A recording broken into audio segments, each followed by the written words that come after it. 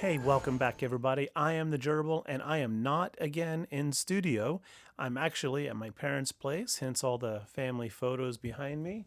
Let's see, I don't really know who many of them are.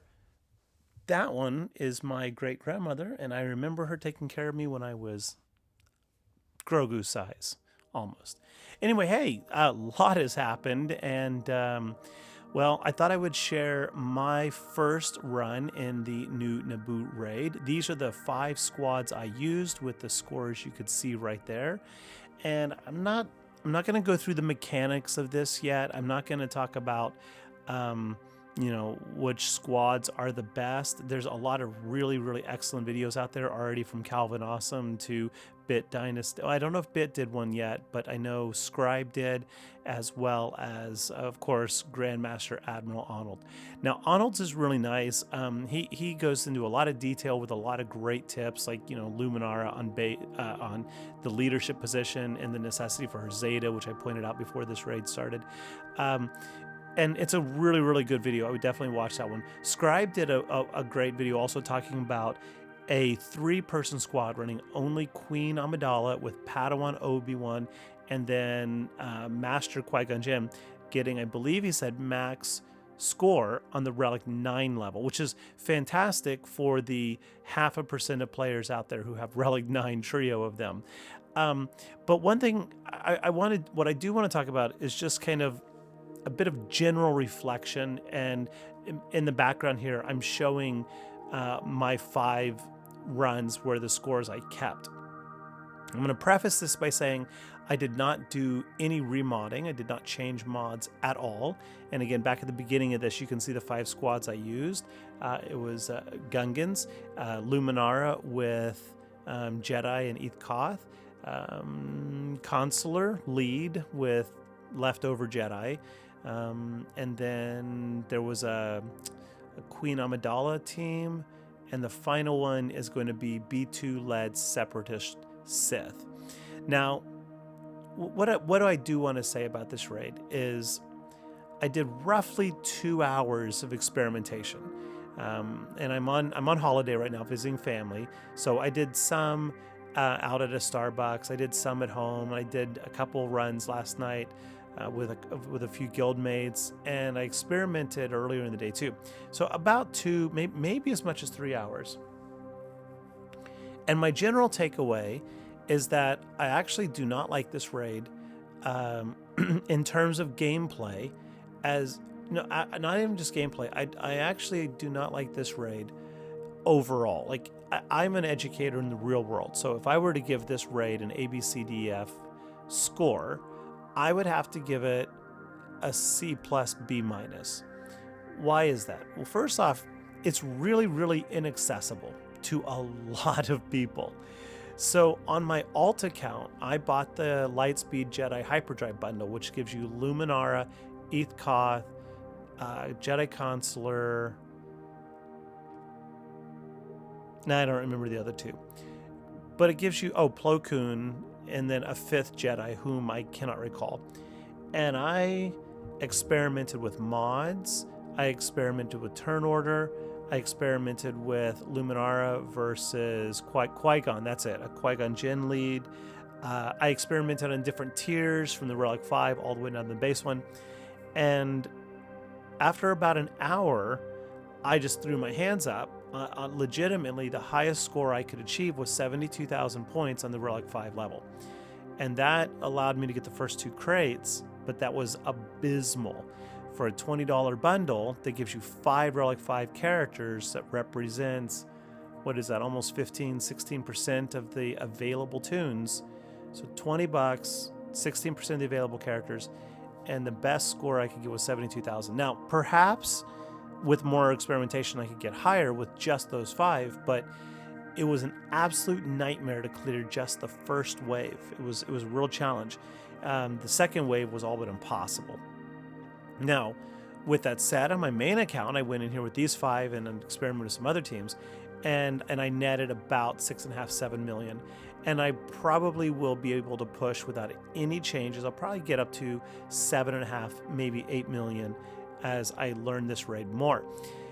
But nonetheless, the point is the raid is really, really inaccessible for people. And I don't want to go through the listing of who does and doesn't have Gungans, who does and doesn't have Qui-Gon, or not Qui-Gon, but Master Qui-Gon, Padawan, Queen Amidala, etc. But when YouTubers are cranking out videos, and this is not against Scribe, I am not in any way whatsoever trying to diminish or criticize other YouTubers. The reality is this raid is established in such a way as to push players to relic our characters as high as possible in the hopes that we will open wallets and spend a little bit of money on it. And that's why, Scribe put out a video to share what is really, it is exciting that the 3-person squad at Relic 9 can solo it. Not solo, but trio it. And that's great. But again, how many people have Relic 9 characters? How many people are going to Relic 9 just those 3 characters, especially knowing that there's a shelf life of this raid? So this raid is going to last 8 to 9 months. If it runs once a week, and let's say it runs 8 months, that's on average 4 weeks a month, so it's 32 runs. That's 32 times you'll get to play it with your Relic 9 characters. That's good. But unless your guild is stepping up to that same level, then the rewards you're going to net from taking those 3 characters to Relic 9 will not be enough to recoup the investment. Not by yourself, not on the individual track. Like, I haven't done the math, and maybe it is. But if it is, it's going to be so insignificant that you're going to recoup that plus not enough to really justify it. Now, I'm Relic 9ing all 5 of my Gungans for a completely different reason. I committed to that before this raid launched and before we knew the raid data on it. I'm doing that because I have Relic 9 Ewoks, might as well have Relic 9 Gungans, and if time ever allows, I'm going to take my Jawas there just for fun. I like those niche factions. But it's a cost-prohibitive raid. It really is. Characters like Luminara, Jedi Consular, Eth Koth, they're also fundamentally worthless in the game beyond that. They're not needed for any galactic legend.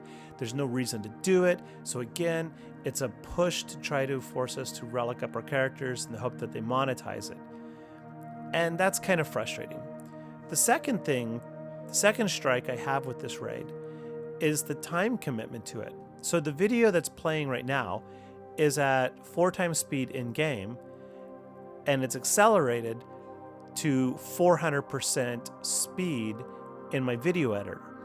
In other words, this is equivalent of not even 8 times game speed, right? It's times 4 in game, and then I have times 4 again. So we're looking at 16 times normal game speed at one time, right? The 16 times speed. And even still, at 16 times speed, this video is clocking in at just under 14 minutes.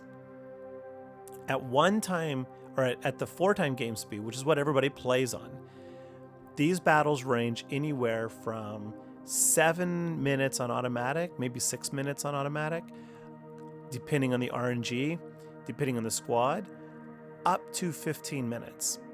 And on manual, if you're really, really paying attention, this could drag out to 20 minutes for some battles. Now, I hope you're not spending 20 minutes on it, but I legitimately spent 10 to 12 minutes on several of these battles, and I know this game pretty well.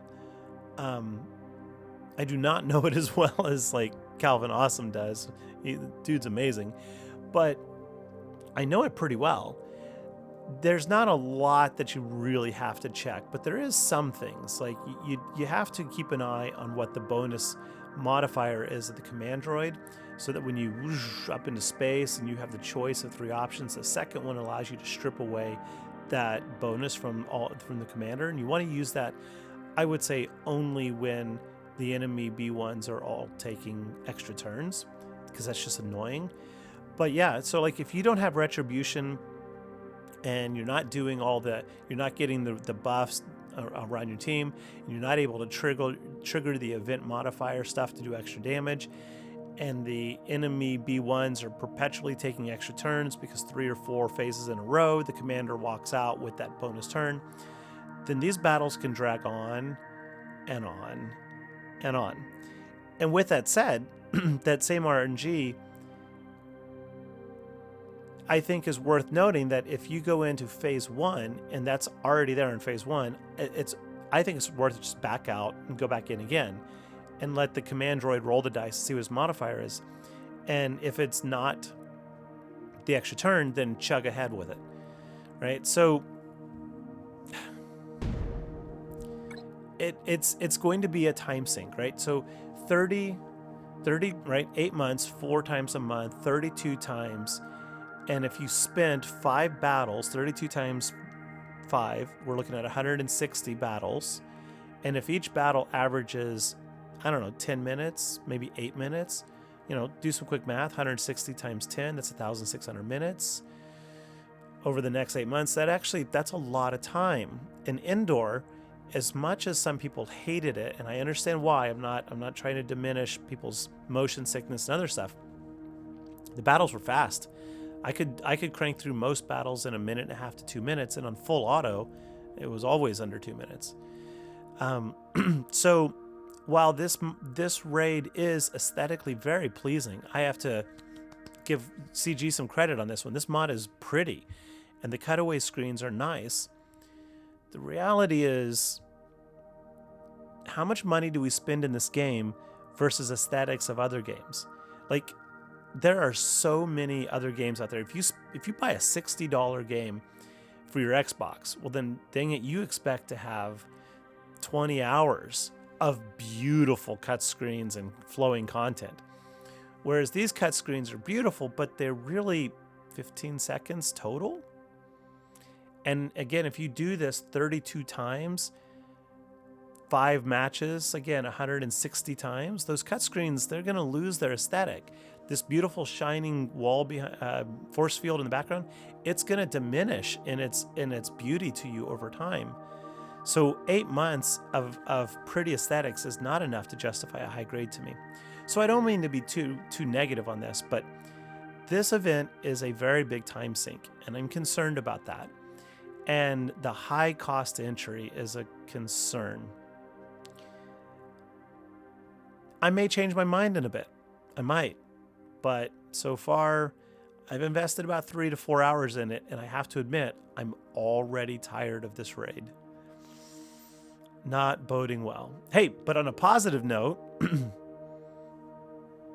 it's the 4th of July, so happy 4th of July, America, and a belated happy Canada Day to all my Canadian friends up north. I hope everyone out there is having a great holiday weekend, and Night Trooper comes to the game today, so I just unlocked mine. I got him at 4 stars. I'm going to leave it there, being the first requirement of the new GL. We're going to likely be able to farm him eventually before GL Ahsoka comes to the table, so no need to spend money on that, I think. Otherwise, folks, thank you for watching. I hope you enjoyed the video. Let me know what you think, and I'll talk to you later. Bye-bye.